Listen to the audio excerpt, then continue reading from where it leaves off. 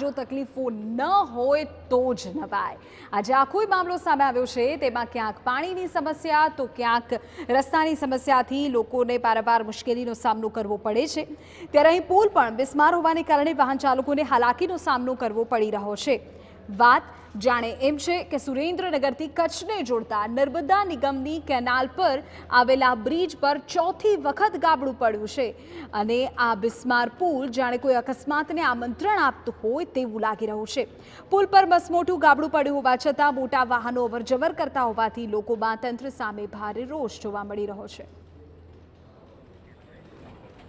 ગાબડાની અંદર આ પુલ રિજેક્ટ થયેલો છે, રિજેક્ટ દેખાય છે, પણ સરકારને ખ્યાલ નથી કે આ પુલનું કામકાજ હવે શું કરવું, ડાયવર્ઝન શું કરવું અને તાત્કાલિક ધોરણે ડાયવર્ઝન આપી અને આ નવા પુલનું કામકાજ ચાલુ કરે તો વધુ સારું। નગર આ દુર્ઘટના મોટી બને એવી સુરેન્દ્રનગરમાં ઇતિહાસ રચાય એવી હવે મને દેખાઈ રહ્યું છે।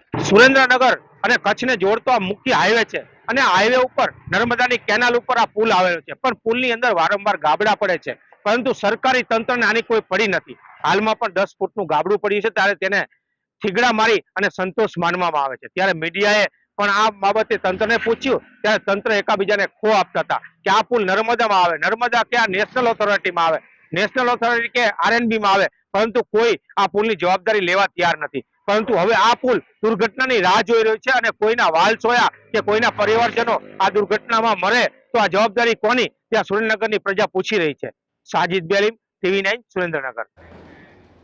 એક અગત્યના સમાચાર